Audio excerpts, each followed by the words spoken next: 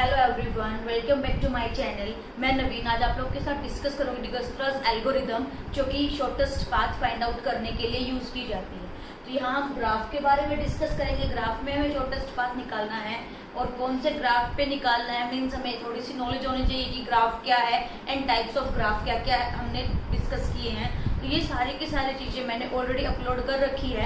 Graph theory की playlist मैंने complete upload कर दी है, वहाँ से आप पहले ग्राफ के बारे में जरूर पढ़ लीजिएगा, वो आपको हेल्प करेगा इसको अंडरस्टैंड करने में। और मैंने पेपर 1 के लिए भी कुछ इंपॉर्टेंट जो टॉपिक थे वो मैंने अपलोड किए हैं सिलोगिज्म से रिलेटेड, वो भी आप प्लीज़ चेक कर लीजिएगा। अगर आप मेरे चैनल पे नए हो तो मेरे चैनल को सब्सक्राइब करो और मेरी वीडियोस को लाइक करो। और आज का हम टॉपिक स्टार्ट करते हैं, डिगस्ट्रास एल्गोरिदम। तो जो डिगस्ट्रास एल्गोरिदम है वो हमारे किसके लिए यूज़ की जाती है? Single source shortest path find out करने के लिए यूज़ की जाती है। और हमारा ग्राफ कैसा होना चाहिए? Graph must be directed and weighted. जैसे कि आपको ये दिखाई दे रहा है, इधर मैंने ग्राफ डिजाइन कर रखा ऑलरेडी। ये ग्राफ में डायरेक्शन शो कर रखी है, so it is directed graph. और मैंने हर एक एज पे वेट असाइन कर रखा है, so it is weighted graph. तो जो आपकी डिगस्ट्रास एल्गोरिदम है वो सिंगल सोर्स पे काम करेगी। आपको सोर्स गिवन रहेगा कि मान लो मैंने कंसिडर कर लिया कि ए मेरा सोर्स है, तो मैंने ए को सोर्स बोला, तो इसी सोर्स के कोरस्पॉन्डिंगली हम क्या क्या फाइंड आउट कर सकते हैं? ए से बी पे जाने का शॉर्टेस्ट पाथ फाइंड आउट कर सकते हैं, ए से सी पे जाने का शॉर्टेस्ट पाथ देख सकते हैं, ए से डी पे और ए से ई पे एंड ए टू एफ। तो आपकी डेस्टिनेशन वेरी कर सकती है यहाँ पे, बट जो आपका सोर्स है वो हमारा सिंगल है। तो अगर ऐसी सिचुएशन हमारे पास है तो हम क्या यूज करेंगे? डिगस्ट्रास एल्गोरिदम का हम यूज करेंगे। और इसके कुछ वेरिएंट भी है जहां हम इस एल्गोरिदम को अप्लाई कर पाएंगे। जैसे कि हमारे पास आ जाए सिंगल डेस्टिनेशन शॉर्टेस्ट पाथ। अब डेस्टिनेशन सिंगल रहेगी, सोर्स आपका वेरी करेगा।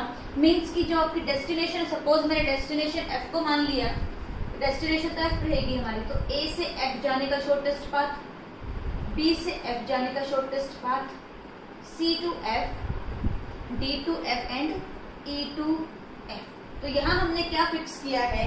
यहाँ हमने डेस्टिनेशन को फिक्स किया है, बट सोर्स वेरी कर रहा है। तो डायरेक्टली हम यहाँ पे डिगस्ट्रास एल्गोरिथम अप्लाई नहीं कर सकते। हमें क्या करना पड़ेगा? इस ग्राफ का ट्रांसपोज निकालना पड़ेगा। जी की पावर टी मतलब ट्रांसपोज ऑफ द ग्राफ। वो कैसे निकलेगा? अगर हमें ट्रांसपोज निकालना है ग्राफ का, तो जो डायरेक्शन हमको जस्ट हमें अपोजिट उल्टा कर देना है। ये एरो इधर जा रहा है तो एरो इस तरफ हो जाएगा आपका। इस तरीके से हम पूरे के पूरे कंप्लीट ग्राफ का ट्रांसपोज निकाल लेंगे। उसके बाद हमें क्या करना है? Apply Dijkstra's algorithm. अब सिचुएशन कैसी हो जाएगी? तो फिर डायरेक्शन बदल जाएंगी। तो आप देख रहे होगे कि डायरेक्शन जैसे ही बदलेंगी तो आपका ग्राफ किस मतलब जो आपकी सिचुएशन है वो कैसी हो जाएगी? ये एरो इस तरफ आ जाएगी। तो आपको नहीं लग रहा है ये अपना सिंगल सोर्स शॉर्टेस्ट पाथ बन गया? अपने पास एक ही सोर्स है और हमें इस तरफ डेस्टिनेशन में जाना, तो आप यहाँ डिगस्ट्रास एल्गोरिथम अप्लाई कर पाओगे। फिर नेक्स्ट जो वेरिएंट है आपकी रहेगी single pair shortest path. Single pair shortest path, किसी पेयर से, सिंगल पेयर से निकल के आपको किसी डेस्टिनेशन पे जाना है। सपोज करो मुझे ए बी को एक कंप्लीट पेयर बना लिया, इस पेयर से मुझे एफ पे जाना है। तो आप सिंपल सी कंडीशन है, यहाँ हम इसी पॉइंट पे क्या करेंगे? सेम यही एल्गोरिथम अप्लाई कर देंगे तो हम इजीली फाइंड आउट कर पाएंगे। जो नेक्स्ट इसका वेरिएंट रहेगा हमारे सामने वो रहेगा ऑल पेयर शॉर्टेस्ट पाथ। अब ऑल पेयर में आप देखो यहाँ मेरे पास टोटल कितने वर्टिसेस है? टोटल 6 वर्टिसेस है। ये 6 के 6 एक दूसरे के साथ पेयर बनाएंगे। सपोज जैसे ए ने पहले बी के साथ बनाया, फिर ए आपका सी के साथ बनाएगा, ए डी के साथ बनाएगा, ई के साथ, एफ के साथ, ऐसे बहुत सारे पेयर बनेंगे हमारे। एक छोटा बोल सकती हूँ कि बी इंटू वी हम पेयर बना सकते हैं यहाँ पे। और फिर हर एक पेयर पे जाके हमें डिगस्ट्रास एल्गोरिथम अप्लाई करनी पड़ेगी, जो कि काफी बड़ा काम हो जाएगा, काफी लेंथी हो जाएगा हमारे लिए ये सोल्व करना। तो इसका एक ही सॉल्यूशन है, या तो हम हर एक वर्टेक्स पे अपना टाइम वेस्ट कर ले डिगस्ट्रास एल्गोरिथम अप्लाई करके, या फिर हम क्या यूज करें? फ्लोएड-गॉसियन एल्गोरिथम यूज करें, जो कि आपकी डायनेमिक प्रोग्रामिंग अप्रोच है। और ये आपकी जो डिगस्ट्रास है ये हमारी ग्रिडी अप्रोच है। ये मैंने आपकी डिस्कस भी की थी, तब मैंने सारे के सारे algorithm with their complexity discuss किया था। लेक्चर 1 जो है हमारा एल्गोरिदम में, तो वो आप जरूर देख लीजिएगा। हमारे सबकी टाइम कॉम्प्लेक्सिटी और उनका पर्पस डिस्कस किया था कि क्या उनका यूज रहेगा। तो फ्लोइड वॉशर बेस्ट ऑप्शन रहेगा ऑल पेयर शॉर्टेस्ट पाथ के लिए with time complexity order of VQ। तो ये हमारा डिस्कशन था कि क्या क्या वेरिएंट हो सकते हैं इसके। तो हम टॉपिक पे आते हैं कि डिगस्ट्रस एल्गोरिथम काम कैसे करेगी, वो देखते हैं अभी हम। तो मैंने यहाँ उसकी एल्गोरिथम लिखी है, जो हमें आज काम करना है, जो स्टेप्स फॉलो करने हैं ये शॉर्टेस्ट पाथ फाइंड आउट करने के लिए। तो सबसे पहले हमें करना क्या क्या है, ये मतलब समझना है एल्गोरिथम में कि यहाँ DV का क्या मतलब रहेगा। ये आपको शो करेगा डिस्टेंस फ्रॉम द सोर्स, और ये जो पाई मैंने यूज किया ये शो करेगा कि parent of the vertex V, parent of V, कि V का पेरेंट कौन है, V कहाँ से आया है। नेक्स्ट हमें जो असाइन कर देनी है वैल्यूज कि जो आपके जितने भी आपके वर्टेक्स है उन सबको हमने बोल देना इन्फिनिटी। अभी हमारी रेंज से दूर है, इन्फिनिटी लेवल पे हमें उसको जस्ट मिनिमाइज करना है इसको पूरे को प्रोसेस करके। और हर किसी के पेरेंट पे हम क्या लिख देंगे, नुल लिख देंगे। अभी हमें नहीं पता कि कहाँ से वो आएंगे, कौन उनका पेरेंट होगा, वो हमें फाइंड आउट करना है। नेक्स्ट हमें क्या करना, जो हमारा सोर्स है जिसको हमने सोर्स बोला है उसका डिस्टेंस हम 0 असाइन कर देंगे और एक सेट लेंगे हम S, जो फिलहाल खाली है सेट, उसमें हम वैल्यूज अपडेट करते रहेंगे, वर्टेक्स डालते रहेंगे, देखते हैं आगे किस तरह से चलेगा। नेक्स्ट हमारे पास एक Q है, उस Q में हमारे पास जितने भी वर्टेक्स है ग्राफ के वो सारे के सारे मेंशन रहेंगे। तो हम सबसे पहले वो Q बना लेते हैं। यहाँ हमारे पास एक Q रहेगी और उस Q में अपने पास सारे के सारे वर्टेक्स लिखे जाएंगे A, B, C, D, E and F, और उनका जो डिस्टेंस वो मेंशन करेंगे। A is our source, so A का डिस्टेंस हम क्या लिखेंगे 0, बाकी सबका इन्फिनिटी है। फिलहाल हमें नहीं पता अभी तक क्या रहेगा। नेक्स्ट हम पेरेंट्स और डिस्टेंस के लिए अलग से डेटा स्ट्रक्चर स्टोर कर लेते हैं। यहाँ हम लिखेंगे DV और यहाँ हम लिखेंगे पेरेंट ऑफ V। तो अगर अपने पास वर्टेक्स A है उसका पेरेंट क्या होगा,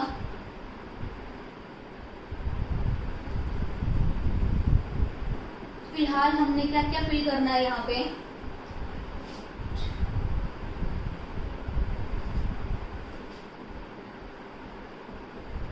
यहाँ हम इन्फिनिटी रखेंगे, यहाँ पे भी इन्फिनिटी है डिस्टेंस हमारा फिलहाल, और यहाँ पे भी इन्फिनिटी है डिस्टेंस हमारा, इधर भी हमारा इन्फिनिटी रहेगा डिस्टेंस, यहाँ इन्फिनिटी, और A सोर्स है तो ये 0 रहेगा। और हर किसी के पेरेंट में हमें क्या लिख देना है, नहीं, मैं N से शो कर रही हूँ। ठीक है, हमने ये अपडेट कर दिया। अब हम नेक्स्ट देखते हैं, यहाँ व्हाइल लूप लगाया है कि तब तक Q आपकी एम्प्टी नहीं है तब तक हम क्या करेंगे, एक वर्टेक्स को एक्सट्रैक्ट करेंगे फ्रॉम दिस Q। और कौन सा एक्सट्रैक्ट करेंगे, जिसका डिस्टेंस हमारा मिनिमम है। तो मीन Q हम मतलब जो डिस्टेंस मिनिमम है पावर में उसको एक्सट्रैक्ट करेंगे और उसको इस सेट में डाल देंगे। जो S हमारा फिलहाल खाली है वहां उस वर्टेक्स को पुट कर देंगे। ये S हमारा फिलहाल एम्प्टी है, यहाँ हम पुट कर देंगे। फिर उसके जो एडजेसेंट वर्टिसेस हैं जो हमने U एक्सट्रैक्ट किया है, उस U के जितने भी एडजेसेंट वर्टिसेस है, सपोज करो V उसका एडजेसेंट है, हमें उसके लिए क्या करना पड़ेगा, रिलैक्स ऑपरेशन अप्लाई करना पड़ेगा। अब रिलैक्स में क्या करना है, हमें जो अभी जो हमारा क्या बना है, ये नेबर है या एडजेसेंट वर्टेक्स है, अगर उसका डिस्टेंस ज्यादा है du plus wait of u। देखो इसको हम समझते हैं कि अपने पास एक u वर्टेक्स, उसको हमने एक्सट्रैक्ट किया और उसका एक अपना जो नेबर था, जो एडजेसेंट था वो था v, और यहाँ कुछ वेट था। तो ये चीज शो की गई है weight of u comma v, u v का जो वेट है, यहाँ ये कुछ वेट रहेगा w से शो किया मैंने, और इसका अपना खुद का कुछ ना कुछ तो डिस्टेंस रहा होगा, तब ये सोर्स से चल के आया है, ये सोर्स से चल के आया है, तो यहाँ कुछ ना कुछ इसका खुद का डिस्टेंस है।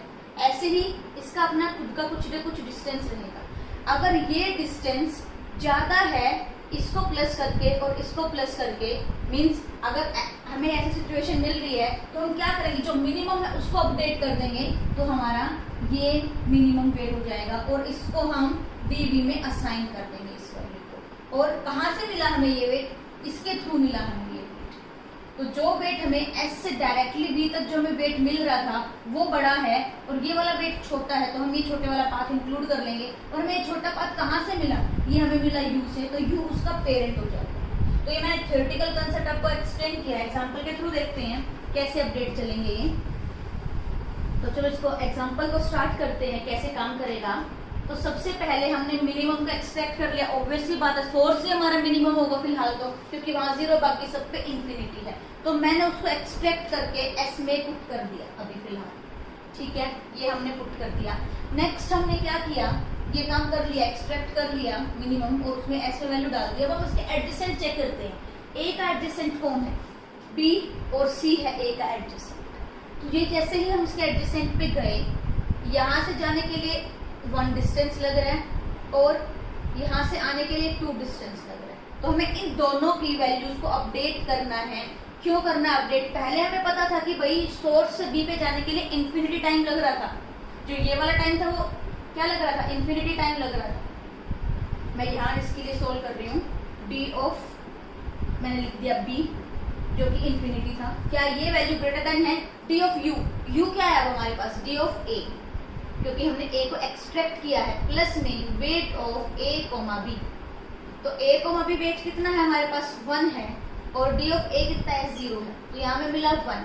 तो क्या ये कंडीशन सेटिस्फाई हो रही है, इंफिनिटी इज ग्रेटर देन 1, ये सेटिस्फाई हो रही है।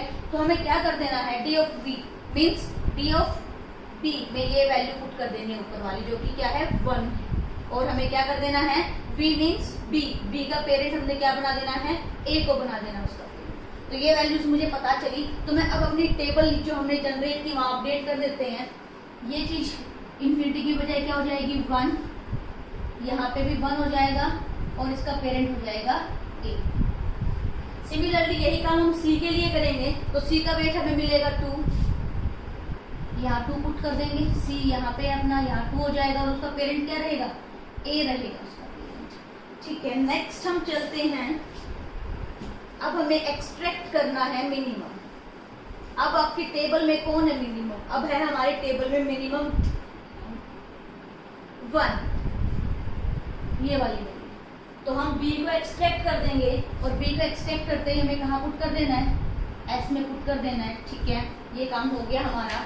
अब b के कौन कौन एडजेसेंट है, कौन कौन उसके एडजेसेंट, वर्टेक्स। तो b का एडजेसेंट c है, ठीक है, और b का एडजेसेंट d है। तो मैं c के लिए काम करके दिखा रही हूँ, क्या c का पेरेंट चेंज होगा, d तो देखो नया b के थ्रू ही आ रहा है, तो b के थ्रू आएगा तो इसका खुद का वेट कितना है, फिलहाल 1 है, 1 + 3 4 कर देगा। ये d की वैल्यू को यहाँ पे हम 4 अपडेट कर देंगे, d हमारा यहाँ है, हम इसको 4 अपडेट करेंगे। कहाँ से मिला हमें, b से, तो b d का पेरेंट हो जाएगा। अब बात आई c की, क्या c के लिए कुछ चेंजेस होगा, c का जो पुराना वेट है, फिलहाल c का पुराना वेट है 2, ये हम लिख रहे हैं d of c greater than d of u, u क्या रहेगा, हम b के थ्रू c पे जाएंगे, प्लस में वेट ऑफ b, c। अब ये सिचुएशन देखते हैं, d ऑफ c, c कहाँ है हमारा, ये वाला पार्ट है, उसका वेट है 2 greater than d of b, b का वेट कितना है 1, plus weight of b, c, b से c में आने पे कितना वेट लग रहा है 3 1 + 4। क्या ये कंडीशन सेटिस्फाई हुई, नहीं हुई ये कंडीशन सेटिस्फाई। तो हम इसको रिलैक्स नहीं करेंगे, हम वही पुराने वाला ही पेरेंट रखेंगे, उसका पुराने वाला ही वेट रखेंगे, यहाँ अपडेशन नहीं होगी, यहाँ हम इस वर्टेक्स को रिलैक्स नहीं करेंगे, ये पार्ट एग्जीक्यूट नहीं होगा इसके लिए। तो इस तरीके से हम नेक्स्ट पे चलते हैं। अब जो नेक्स्ट मिनिमम है हमारा वो क्या रहेगा, नेक्स्ट मिनिमम हम ये अपडेट कर चुके हैं, इसको प्रोसेस कर चुके हैं, इसको प्रोसेस कर चुके हैं, ये आपका जा चुका है, ये जा चुका है हमारे क्यू से। अब नेक्स्ट मिनिमम है c, तो हम c को फेच कर लेते हैं। c को जैसे ही फेच किया हम c का एडजेसेंट निकालते हैं। c का एडजेसेंट कौन है, c से हम d पे जा पा रहे हैं और c से e पे जा पा रहे हैं। तो आई थिंक ये 1 था, हाँ, c से e पे जा पा रहे हैं और c से हम d पे जा पा रहे हैं। तो अब C से D पे जाना हमें चेक करना पड़ेगा, क्योंकि weight of C is what 2 है यहाँ पे वेट, और +2 लगेगा, कितना हो जाएगा ये 4 हो जाएगा। और पहले वाला वेट क्या है D पे 4 है, तो कोई चेंज करने की जरूरत नहीं है। कब कर रहा होगा, तब ये बड़ा होगा, तो ये 4 > 4, फिर से ये कंडीशन सेटिस्फाई नहीं होगी और हम D को रिलैक्स नहीं करेंगे, इसीलिए ये वेट जो आपका D पे रहेगा सेम रहेगा, B से ही हम D को फैच करेंगे। नेक्स्ट E के लिए I 2 + 1 3 हो जाएगा, ये पे E का वेट हमने 3 कर दिया, और कहाँ से मिला, हमें मिला ये C से, C इसका पेरेंट रहेगा। नेक्स्ट हम चेक करते हैं, अभी C हमने बाहर निकाल दिया था Q से, ठीक है। अब जो नेक्स्ट मिनिमम है हमारा, नेक्स्ट मिनिमम रहेगा E। अब हम E को बाहर निकाल लेते हैं, नेक्स्ट मिनिमम है हमारा E। जैसे हमने E को बाहर निकाला, E के एडजेसेंट कौन कौन है, D है और यहाँ से F है। E का वेट कितना है, यहाँ हमने अभी देखा E का 3 है, तो अगर मैं E से D को फैच करूँ तो 3 + 4 7 हो जाएगा, जो कि ऑलरेडी जो हमारे पास D का 4 है, 4 इज ग्रेटर देन 7, फिर से कंडीशन सेटिस्फाई नहीं होगी, हम D को चेंज नहीं करेंगे, बट E से F पे जाने का वेट हम जरूर फाइंड आउट कर लेंगे, जो कि 3 + 3 6 हो जाएगा। तो यहाँ मैंने लिख दिया 6, और F यहाँ 6 हो जाएगा वेट। कहाँ से मिला मुझे ये मुझे मिला E से, ठीक है। अब जो नेक्स्ट हम फाइंड आउट करेंगे, जो बाहर निकालेंगे, हम ऑलरेडी इसमें अपडेट करते जाएंगे, A B C और E भी आ चुका आपका बाहर। अब बचा कौन, D और F। D और F में मिनिमम कौन है, D मिनिमम है, D बाहर आएगा। जैसे ही D बाहर आया हमने इसमें पुट कर दिया, और जैसे ही D के एडजेसेंट चेक करेंगे तो कौन कौन है, E है और F है। तो देखो दोनों ऑलरेडी एक्सेप्ट है, दोनों को हम काम कर चुके हैं, बट स्टिल हम चेक करेंगे कि क्या हमें D के थ्रू मिनिमम मिलेगा। D का वेट कितना है, फिलहाल D का वेट 4 है, और 4 + 3 7 होगा, तो मैं F में कोई भी चेंज नहीं करूंगी। और अगर मैं इसमें चेंज करूं, E का वेट कितना है, E को हम ऑलरेडी प्रोसेस कर चुके हैं, तो इसके साथ हम कोई भी छेड़खानी नहीं करेंगे, तो हम यहीं पे रुक जाएंगे, और लास्ट में हम F को बाहर निकाल देंगे। F हमारा यहाँ जाएगा, रिलैक्स करने की जरूरत नहीं थी D के लिए, F बाहर निकाला हमने, जैसे ही D हम कर चुके एक्सेस। अब F का एडजेसेंट कोई नहीं है, क्योंकि हमारा F तो गोल है, हम गोल पे पहुंच चुके हैं, और हम ये सारे की सारी टेबल हमारी अपडेट कर चुके हैं। अब ये चीज हो गया, सारा काम हमने कर लिया अकॉर्डिंग टू एल्गोरिदम, सारी की सारी वैल्यूज को फैच कर लिया। बट अब प्रॉब्लम क्या है कि हमें शॉर्टेस्ट पाथ कैसे मिलेगा। सपोज करो मुझे चाहिए A to F चाहिए शॉर्टेस्ट पाथ, कैसे निकालेंगे, हम F पे जाएंगे, ठीक है। F पे गए, F बोल रहा है हम कहाँ से आए हैं, E से आए हैं F पे, ठीक है। E का पेरेंट कौन है, अब हम E का पेरेंट C है, तो E कहाँ से आया है, C के थ्रू हो गया है। C का पेरेंट कौन है, A है, तो ये हमारा हो गया शॉर्टेस्ट पाथ। हम A से C आए, C से E और E से F, तो A से C आने का कॉस्ट था 2, C से E आने का कॉस्ट था 1, और E से F आने का कॉस्ट था 3। तो यहाँ हमारे पास कितना हो जाएगा, 2 + 1 3 3 और 3 6, तो 6 हमारा पाथ मिल जाएगा हमें, कॉस्ट 6 लगेगी A to F जाने में। ऐसे ही आप सिमिलरली और भी फाइंड आउट कर सकते हो इसी टेबल से। मान लो मुझे A to D चाहिए, अब हम कहाँ जाएंगे, पहले जो हमारी डेस्टिनेशन है D, वो उसका पेरेंट चेक करेंगे कि D कहाँ से आया है, D आया है B से, ठीक है। अब हम B का पेरेंट चेक करेंगे, B कहाँ से आया, B आया है A से, तो बस यहीं पे हमारी कहानी खत्म। सोर्स मिल गया, डेस्टिनेशन मिल गई, A to B जाने का कॉस्ट 1 है, B to D जाने का कॉस्ट हमारा 3 है, तो टोटल कॉस्ट हो गया 4 कॉस्ट हो गया। तो इस तरीके से आप एल्गोरिथम के थ्रू इसको सोल्व कर सकते हो। देखो अगर आप एल्गोरिथम में कंफ्यूज हो रहे हो कि इतने स्टेप हम कैसे फॉलो करेंगे, तो आपको सिंपल सा आइडिया आना चाहिए कि जस्ट हम कर क्या रहे हैं। मैं इसको बिना एल्गोरिथम भी आपको एक बार सोल्व करके दिखा रही हूँ, कैसे आप सोच सकते हो और इसको और जल्दी क्वेश्चन को ट्राई कर सकते हो। देखो जो बातें यहाँ लिखी है वही मैं फॉलो करूंगी। मैंने इसको 0 असाइन कर दिया, बाकी सबको मैंने क्या किया, इन्फिनिटी बना दिया, ठीक है। मुझे A to F जाना है, शॉर्टेस्ट पाथ चाहिए। जैसे ही मैंने A के एडजेसेंट चेक किए, तो जो इसका वेट होगा वो कैसे अपडेट होगा, दिस प्लस दिस, तो क्या हो जाएगा, यहाँ 1 हो जाएगा। नेक्स्ट 2 + 0, यहाँ क्या हो जाएगा, इन्फिनिटी हटा के मैं 2 कर दूंगी, ठीक है। इतनी प्रॉब्लम ठीक है मेरी। अब मैं इसको तो एक्सेस कर चुकी हूँ, इसको दोबारा नहीं देखूंगी। बाकी इन दोनों में मिनिमम कौन है, इन दोनों में मिनिमम है 1, तो मैं 1 को आगे प्रोसीड करूंगी, 2 को नहीं करूंगी, मीन्स C वर्टेक्स को नहीं करूंगी, B वर्टेक्स को आगे लेके जाएंगे। अब B वर्टेक्स के दो जगह जा सकते हो, आप यहाँ पे जा सकते हो और यहाँ पे जा सकते हो। फिर से वही चीज चेक करेंगे, 3 + 1 4, क्या 4 इस 2 से छोटा नहीं है, तो हम अपडेट नहीं करेंगे। फिर यहाँ आते हैं 3 + 1 4, तो 4 छोटा इंफिनिटी से, तो मैंने यहाँ 4 बना दिया। अब अपने पास क्या क्या ऑप्शन है, इसको मैं काम कर चुकी हूँ, इसको प्रोसेस कर चुकी हूँ। सी और डी बचा है, इनमें मिनिमम कौन है, मिनिमम है हमारा सी। सी आगे चलेगा, सी से हम बी पे जा सकते हैं, बी ऑलरेडी एक्सेस्ड है, सी से हम डी पे और ई पे जा सकते हैं। यहाँ 2 + 1 यहाँ हो जाएगा 3, और यहाँ से 2 + 2 4, वो ऑलरेडी 4 है, जरूरत नहीं है चेंज करने की। इतना हो गया, इसको भी एक्सेस कर चुके हैं। अब बचे हमारे पास ई और डी बचा हमारे पास, तो ई में 3 है और डी में हमारा वेट 4 है। तो हम करें क्या, जो मिनिमम उसको आगे लेके चलेंगे, मिनिमम ये वाला है, तो इसको आगे लेके चलोगे तो यहाँ भी अपडेट होगा, 3 + 4 7, नहीं 7 छोटा नहीं है, 4 छोटा, 4 ही रहेगा वहाँ पे। नेक्स्ट हमें चाहिए, यहाँ से यहाँ जा सकते हैं, 3 + 3 6 हो जाएगा। ठीक है, हमने अपडेट कर दिया। अब देखो यहाँ पे इतना ही काम आपका काफी है। नेक्स्ट अगर आपको चेक करना है तो अभी इनमें से मिनिमम कौन बचा है, ये भी एक्सेस हो चुका है हमारा, ये भी एक्सेस कर चुके हैं हम ई से, ये बचा है 4, तो 4 से आप कर लो, कोई अपडेशन होगा तो 4 + 3 7, 7 तो बड़ा है, 6 से ठीक है, तो हम यहीं पे रुक जाएंगे और आपकी एल्गोरिथम कंप्लीट हो जाएगी। यहाँ से क्वेश्चन आ सकता है, आपसे कॉस्ट पूछ सकते हैं, और एक क्वेश्चन बन सकता है कि रिलैक्सिंग की जो सीक्वेंस है वो क्या है, कि पहले हमने किसको रिलैक्स किया। यहाँ मैंने पहले ए को रिलैक्स किया, ए के बाद मैंने बी को रिलैक्स किया, उसके बाद सी को रिलैक्स किया, सी के बाद मैंने मिनिमम हमारा ई था, ई को रिलैक्स किया था, फिर डी को किया था, और लास्ट में हम एफ पे गए। तो इस तरह से हमें रिलैक्सिंग सीक्वेंस भी पूछ सकते हैं क्वेश्चन में, और कॉस्ट पूछ सकते हैं। तो यहाँ से ये क्वेश्चन आपके आने के चांसेस हैं। नेक्स्ट जो अब हमारा डिस्कशन रहेगा कि अगर नेगेटिव वेट आ जाए तो डिगस्ट्रास एल्गोरिथम उसको हैंडल कर पाएगी कि नहीं कर पाएगी। तो देखो, नेगेटिव वेट आना और नेगेटिव साइकिल होना, ये दोनों बातें अलग हैं। जैसे कि मैं क्वेश्चन ले लेती हूँ, उसके थ्रू देखते हैं।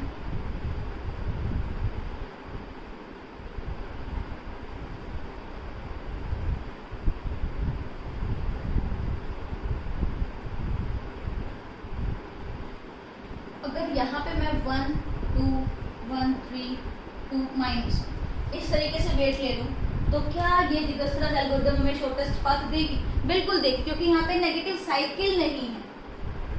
अगर नेगेटिव वेट का साइकिल अगर आपको प्रेजेंट होगा तो डिगस्ट्रास एल्गोरिथम आप फेल हो जाएगी, क्योंकि वो साइकिल में घुस के बार बार छोटी वैल्यू देता रहेगा और आप उसी साइकिल में फंस जाओगे। तो यहाँ देख लेना, आप यहाँ से हमने 0 स्टार्ट किया, यहाँ वेट कितना हो जाएगा 1, यहाँ हो जाएगा आपका -1। अब मिनिमम कौन है, -1 है, इसको आगे लेके चलते हैं। यहाँ आपका वेट 1 था, इसके थ्रू जाओगे तो 3 - 1 2, लेकिन 2 बड़ा है तो यही 1 ठीक है वहाँ पे।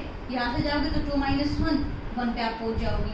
उसके बाद ये हम रिलैक्स कर चुके, इसको रिलैक्स करोगे आप, इसको रिलैक्स करके यहाँ से 2 + 1 3 मिलेगा, लेकिन 1 छोटा है, ठीक है, ये हो गया काम हमारा। हमें वेट मिल गया। अगर हमें ए से सी जाना है तो कितना वेट लगना है हमारा, सिर्फ 1 लगना है, वही हमारा आपका शॉर्टेस्ट वेट होगा। तो यहाँ इजिली आप फाइंड आउट कर पाओगे। बट अगर क्वेश्चन थोड़ा सा मैं चेंज कर दूँ, यहाँ जो नेगेटिव वेट है वो आपका डायरेक्ट गिवन था, बट अगर वो साइकिल में है तो जैसे कि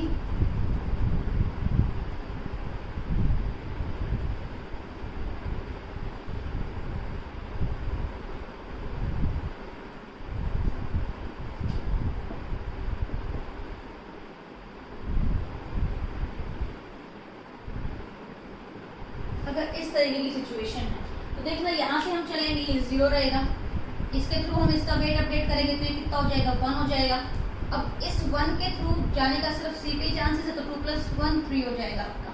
लेकिन यहाँ से यहाँ जा सकते हो और इधर आ सकते हो। जैसे आपने ये पाथ पकड़ लिया, ये 3 - 2 क्या कर देगा 1, फिर यहाँ से आपको हो जाएगा 1 + 1 आपका यहाँ हो जाएगा 2। तो ये हर बार जैसे जैसे आप आगे आगे चलते जाओगे ये आपका वेट और कम करता जाएगा। तो मैं यहाँ थोड़ी बड़ी वैल्यू ले लेता, क्या और अच्छे से क्लियर हो जाएगा। ये सपोज करो मैंने यहाँ 4 ले लिया, आप देखते हैं तो यहाँ पे होगा आपका वेट 4 और 2 6 हो जाएगा आपका। और यहाँ हम माइनस की थोड़ी बड़ी वैल्यू ले लेते हैं, यहाँ पे माइनस ले लेते हैं ताकि आपको पूरा साइकिल दिखाई दे कि नेगेटिव साइकिल है। तो ये 6 - 1 1 हो गया, 1 - 1 0 हो गया। तो देखो ये मिनिमम हो गया, ये हमें फैच करना पड़ा। लेकिन अगर यहाँ आपका मैक्सिमम रहेगा तब भी आपका ये काम कर जाएगा। बट अगर ये वाली वैल्यू हर बार आपके वेट को कम करती जाएगी तो आप बार बार यही साइकिल अप्लाई करते पाओगे जो, और डिगस्ट्रास एल्गोरिथम इस चीज को फैच नहीं कर पाएगी। जो नेक्स्ट अपने पास एल्गोरिथम है बेलमैन फोर्ड, वो एल्गोरिथम हमारी नेगेटिव साइकिल की पहचान करेगी, लेकिन कभी भी नेगेटिव साइकिल होगा हमें शॉर्टेस्ट पाथ नहीं मिलेगा। तो नेक्स्ट एल्गोरिथम हमारी बेलमैन फोर्ड।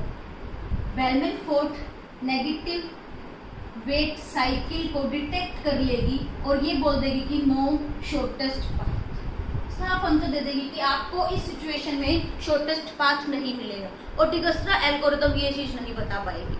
हाँ, अगर साइकिल प्रेजेंट नहीं है, सिंपल नेगेटिव वेट बीच में आ रहा है, तो Dijkstra is the best algorithm to find out shortest path. तो ये पॉइंट ध्यान रखना कि ऐसा नहीं है कि डिगस्ट्रा एल्गोरिथम नेगेटिव वेट में आपका आंसर नहीं देगी। आंसर देगी, कब आंसर नहीं देगी? When there is a negative weight cycle present, तब आपका आंसर नहीं मिलेगा। जो डिगस्ट्रा एल्गोरिथम है, इसका जो रिलैक्सिंग पार्ट था, रिलैक्स करने की हमारे पास जो कॉम्प्लेक्सिटी वो रहेगी log v, और इन जर्नल हम मिनिमम एक्सट्रैक्ट कर रहे हैं। कौन है मिनिमम? एक आपका वर्टेक्स है, उस वर्टेक्स को मिनिमम एक्सट्रैक्ट करने की हमारे पास टाइम कॉम्प्लेक्सिटी रहेगी log v। कितने वर्टेक्स है? v, क्योंकि हर बार हम हर एक को एक्सट्रैक्ट करते जाएंगे। प्लस में रिलैक्सिंग की कॉस्ट है हमारी log v, इनटू में किसको रिलैक्स कर रहे हैं? हम एज को रिलैक्स कर रहे हैं, इनटू में e। तो यहाँ से जो time complexity, worst time complexity is given by big O, तो वो हमारी क्या रहेगी? मैं यहाँ से log v अगर कॉमन निकालूं तो हमें मिलेगा v प्लस ई इंटू में log। ये कब के लिए है हमारी time complexity? When min heap is used, when data structure is min heap, then the time complexity is v plus E. लेकिन अगर हम फिबोनाची सीरीज यहाँ यूज कर लें, फिबोनाची हीप यूज कर लें, तब क्या होगा? रिलैक्सिंग का कॉस्ट जो है हमारा वो ऑर्डर ऑफ 1 हो जाएगा, और टाइम कॉम्प्लेक्सिटी हमें मिलेगी order of v log v plus में e। ये हमारी डिगस्ट्रा एल्गोरिथम की टाइम कॉम्प्लेक्सिटी है। और अगर बेलमैन फोर्ड का हम देखें तो बेलमैन फोर्ड की हमारी टाइम कॉम्प्लेक्सिटी रहेगी order of log v e या फिर order of e edges into vertex. तो मैंने ऑलरेडी आप ये सारे की सारी टाइम कॉम्प्लेक्सिटी अपलोड कर रखी है लेक्चर 1 में, वो आप जरूर चेक कर लीजिएगा। और बेलमैन फोर्ड भी आपकी ग्रिडी अप्रोच है, डिगस्ट्रा एल्गोरिथम भी आपकी ग्रिडी अप्रोच है, बट जो हमने ऑल पेयर शॉर्टेस्ट पाथ वाली एल्गोरिथम देखी थी फ्लोयड वॉर्शल, वो आपकी क्या रहेगी? डायनेमिक प्रोग्रामिंग रहेगी with time complexity order of v Q. तो होप आपको ये सारे की सारी चीजें क्लियर हो रही हैं, कैसे हम विदाउट एल्गोरिथम इसको सोल्व कर सकते हैं। अगर आपकी थोड़ी सी कमांड बन जाए कि आप कोई मिस्टेक ना करो पीछे से आने में, हमें प्लस करते आना है, तो आप शॉर्टकट के साथ इस क्वेश्चन को विद इन 1 मिनट आप सोल्व कर सकते हो, ज़्यादा टाइम नहीं लगेगा। अगर आप एल्गोरिथम के साथ ज़्यादा परफेक्शन से चाहिए तो देखो 2 या 3 मिनट आपकी कंज्यूम कर लेगा ये question, but still it is easy, आप इजीली हैंडल कर पाओगे यहाँ से क्वेश्चन। अगर आपको मेरा ये लेक्चर आज पसंद आया तो प्लीज़ मेरी वीडियो को लाइक कीजिए, शेयर कीजिए एंड मेरे चैनल को सब्सक्राइब कीजिए। Thank you so much.